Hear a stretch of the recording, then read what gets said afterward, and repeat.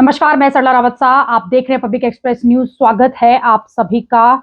बच्चे तैयारी करने के लिए कोटा जाते हैं, लेकिन वहां पर जो प्रेशर फील करते हैं, उसके बाद जिस तरह से सुसाइड का आंकड़ा लगातार बढ़ता जा रहा है। अब तक कोटा में सुसाइड करने वाले बच्चों की संख्या 27 हो चुकी है और साल भर में 27 बच्चे कोटा में खुदकुशी कर अपनी जान गंवा चुके हैं। इसी को देखते हुए अब कोटा प्रशासन जो वहां का है, उसने बड़ा फैसला लिया है।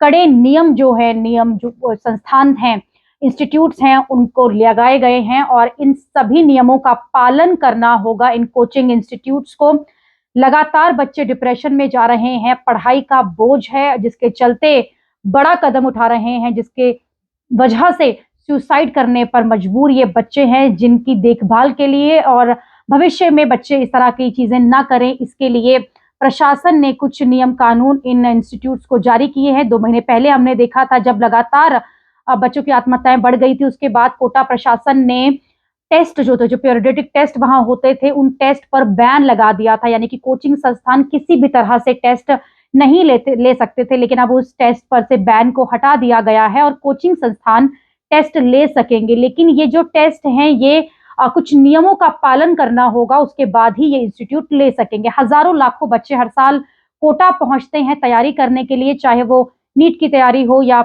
इससे जुड़े हुए जितने भी आगे आने वाले कॉम्पिटिटिव एग्जाम्स हो। लेकिन जिस तरह से पढ़ाई के माहौल के साथ साथ वो वहां पर कई तरह की परेशानियों का सामना करते हैं और खुद को मजबूर फील करने के बाद जो सुसाइड का सिलसिला बढ़ गया था, उसके बाद ये सख्त कदम उठाए गए हैं और इंस्टीट्यूट्स को सख्ती से पालन करने के लिए कहा गया। 6 नियम क्या है उन पर बात करते हैं, जिसमें पहला नियम ये होगा, पहला पॉइंट ये है कि कोई भी कोचिंग इंस्टीट्यूट जो टेस्ट हैं उनको डे बाय डे नहीं करेगा। उसके लिए पहले से ही तारीखों को नियम किया जाएगा ताकि उनका पालन किया जा सके। दूसरी बात जो बड़ी निकल कर इस नियम में ये आई है, ये नियम रखा गया है कि कोई भी छात्र अगर वो चाहता है कि वो टेस्ट में भाग ना ले, तो उसे मजबूर नहीं किया जा सकता है। टेस्ट का रिजल्ट 3 दिन के बाद देना होगा। किसी भी तरह की रैंकिंग को साफ तौर पर मना कर दिया गया है। जी हाँ, जो बड़ी बात इन पॉइंट्स में निकल कर आई है वो ये है कि दिशा निर्देश में कहा गया है कि इंस्टीट्यूट रैंकिंग नहीं देंगे बच्चों की, और साथ ही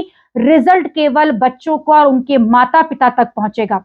अभी के लिए इतना ही। अगली खबर में आपसे फिर होगी मुलाकात। देश और दुनिया की खबरों के लिए आप देखते रहिए, आप जुड़े रहिए पब्लिक एक्सप्रेस न्यूज के साथ। धन्यवाद।